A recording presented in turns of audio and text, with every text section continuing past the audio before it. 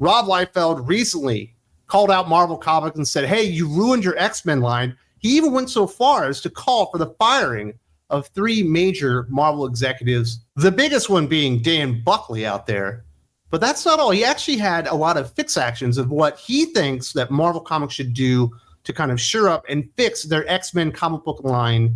And this was all laid out within his Robservations podcast. Rob Liefeld, obviously an X-Men legend. When he speaks, I think a lot of people should listen. But not only that, he's definitely taken up his place as like an elder statesman and kind of a historian regarding the comic book industry. And he's one of the few people out there that's willing to speak very honestly about what's going on, not only with Marvel Comics, but certainly with X-Men. But I do think some of what he's suggesting regarding fixing the X-Men line is plausible and definitely doable. But I don't know if it's all as easy as he likes to make it out to be. I think the first suggestion probably is the easiest.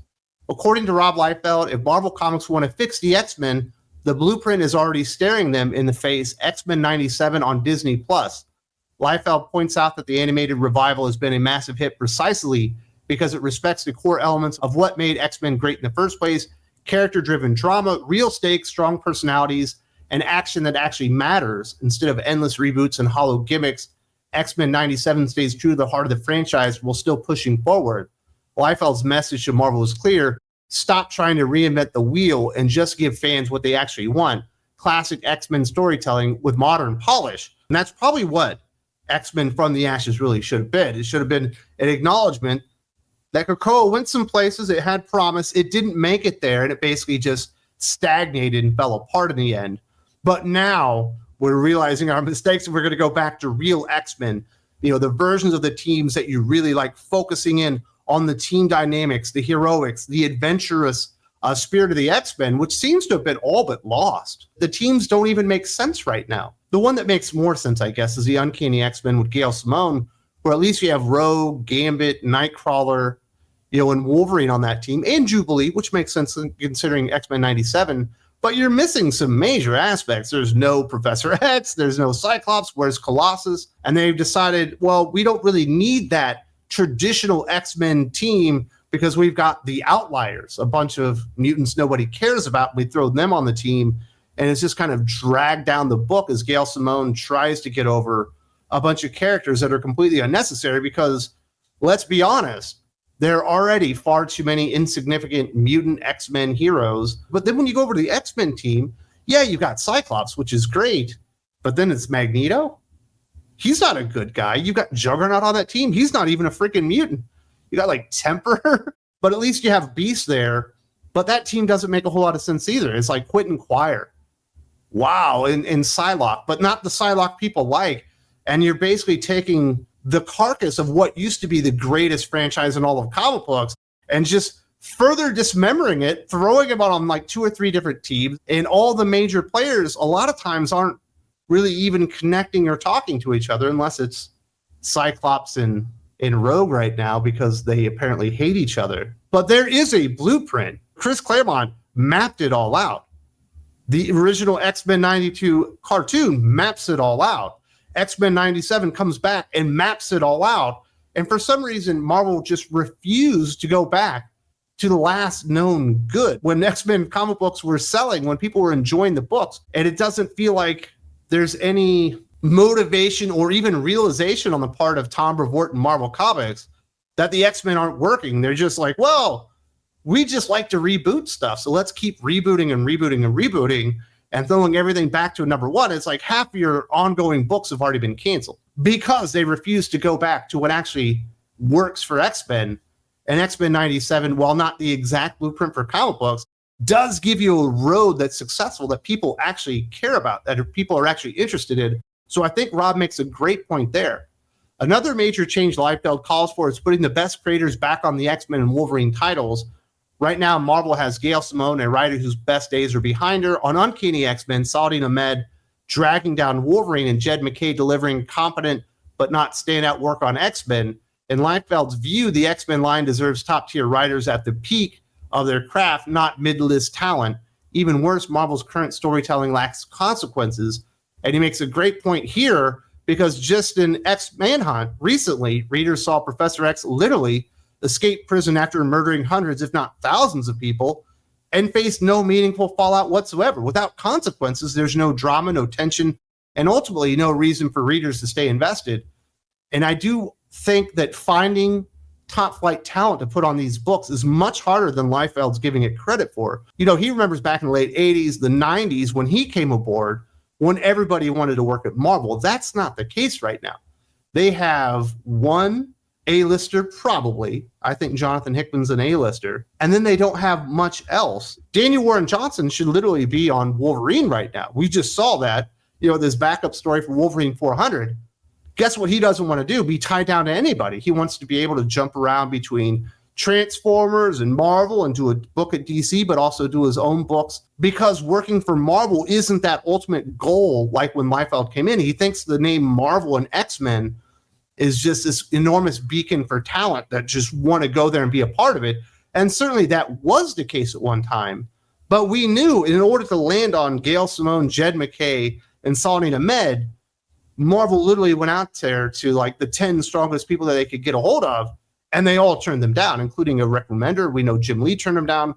A lot of people turned Marvel Comics down because the current state of X-Men is garbage, and that's an enormous problem. And who wants to go on to Marvel and try to fix that turd? Because even if you make it good and some of the fans come back, you'll be vilified on social media for basically ending the biggest LGBTQ plus analogous fucking line in all comic books because you wanted to get it back to what it was supposed to be.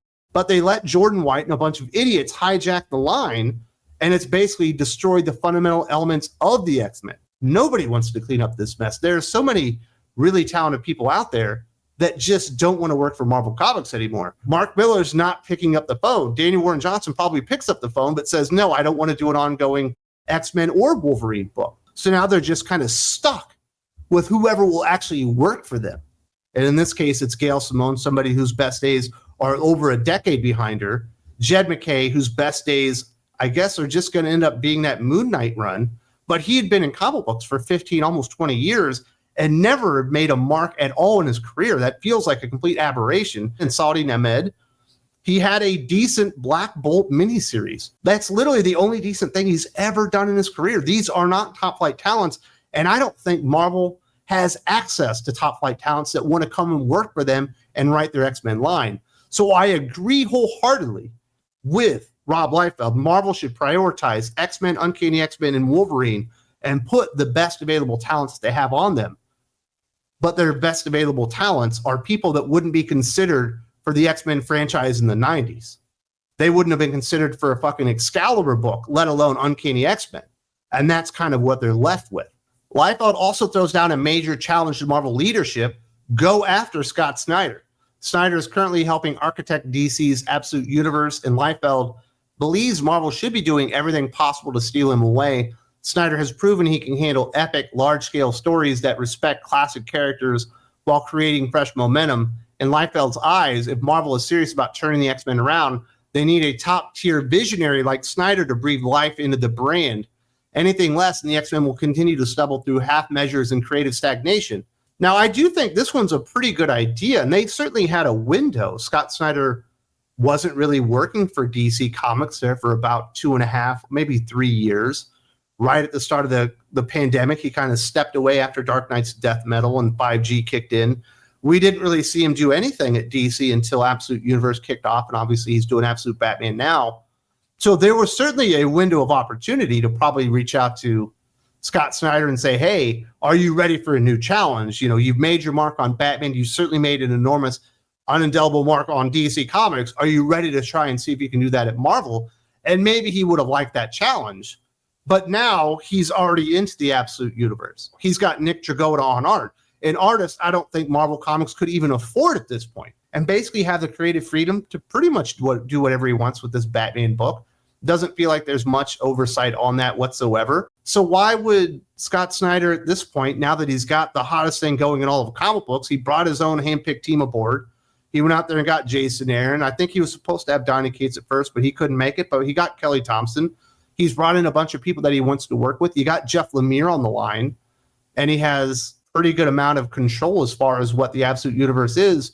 Why would he want to give that up when it's a known quantity at this point that it is the hottest thing and go and try and fix somebody else's mess? Marvel absolutely should have went out there and put the full court press on Scott Snyder when he was available, when he wasn't really doing a whole lot. Yes, he was doing some work on Distillery, and yes, he had some indie books out there with Charles Soule, and I think he had some other exclusive kind of things going on out there, but he was ripe for the pickings. He was available to Marvel Comics, and as far as I know, they never even approached the man. Like, he probably should have been their first call because he is a modern writer with accolades, with a track record of success that has done a very tiny amount of work at Marvel. I think he's done some Iron Man or something like that, but he doesn't really have a legacy at Marvel Comics, and he's the kind of guy that I think cares about his legacy. And I think the challenge of the X-Men line 18 months ago, maybe 24 months ago, because I know that he's been working on this Absolute stuff for a while, probably would have been very appealing. And maybe he could have brought in a Jeff Lemire to an X-Men comic book, which would be very exciting. I wouldn't want Jason Aaron because we've already seen him on X-Men. It didn't go very well. And we've certainly seen Kelly Thompson, but maybe he could have brought in a Charles Soule. I know they're very good friends. Maybe he would have been the guy on Wolverine right now. Would you rather read a Charles Soule Wolverine or Saudi Ahmed? Obviously, we have seen Charles Soule as well. But that probably would have worked out better in the end because Scott Snyder just has a better Rolodex of talent that are willing to work with him, that like him, than anybody over at Marvel Comics, any of their editors or anybody that's managing anything. And you just have this enormous mess where Tom Brevoort's going in his Rolodex, throwing out the names of qualified people that he would like because they don't want to work with him anymore. And next thing you know, it's Colin Kelly and Jackson Lanzing. It's Eve Ewing. It's Jed McKay because he needs to be on everything. It's Gail Simone washed up 15 years past her prime. You know, it's Stephanie Phillips, like for no reason whatsoever. You're like, I can't even get my head around the creative talent that you brought in here. This thing is an enormous mess. Scott Snyder would not have allowed that to happen. I think that's a good call on Liefeld's part, but I think it's too late. He's probably pretty darn happy. And DC, we know, pays better than Marvel Comics, and I know he's made a pretty darn substantial amount of money as being a big name writer over at DC. He probably trusts them. He knows the characters. He has a history of Batman, and it's probably far too late to actually get him back in the game and even entice him with something like X-Men. Maybe in 4 or 5 years when his time on the Absolute Universe is up, maybe he's finished up his Absolute Batman, maybe he jumped on Absolute Superman, or maybe he did Absolute Justice League or something there for a while, and now he's done with that challenge. Maybe then it's time to do X-Men. But these guys only come available so often, and he literally was there, but Marvel ignored him. And then finally, Liefeld reminds Marvel of a basic but critical truth. Not every X-Men character needs a solo book. The X-Men are not the Avengers. They are not meant to be a collection of solo heroes who occasionally team up. The X-Men are a family, a team first and foremost. Solo adventures should be rare and meaningful, not the default.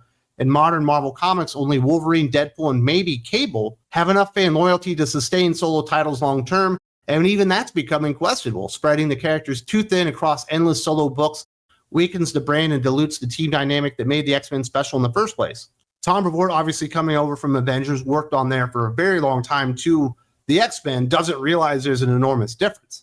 The X-Men is a team book. The Avengers are solo heroes that team up. And not all the X-Men characters really work as solo heroes. They weren't really envisioned that way. They weren't thought out that way. And quite frankly, people aren't used to reading them that way. So now you have an Uncanny X-Men that's not very good, an X-Men comic book that's not very good, a Wolverine that should be good, the flagship solo book of the X-Men line that's not very good, but you've also got a Phoenix book for no reason. You got a Storm book where she's making floating cities above Atlanta and like running for Congress. But now we got Magic books, and we're going to have an Emma Frost book. It's absolutely ridiculous, like what they're doing there. And of course, NYX was a solo book in all but name. It was a Kamala Khan book, and the X-Men don't really work like that. You need to be getting the best characters together on the team. I love Nightcrawler. He's my favorite mutant. I wouldn't do a Nightcrawler ongoing series. That's absolutely insane. But I would do one of those before I would do like a Magic series or an Emma Frost series. It's crazy. The idea that everybody gets a turn as being a solo hero in the Marvel Comics X-Men universe under Tom Brevoort, because he just has a fundamental misunderstanding of what the X-Men team is. And Liefeld's 100% right. You need to be concentrating on the team books. You need to do X-Men. You need to do Uncanny X-Men, X-Force, maybe do Uncanny X-Men, X-Force, maybe an X-Factor book, 3 team-up books, 1 flagship team, some with some New Mutants, stuff like that. You get a Wolverine book and then 1 more solo, perhaps ongoing, but more likely just a mini-series that gets replaced every 5 months with a new mini-series.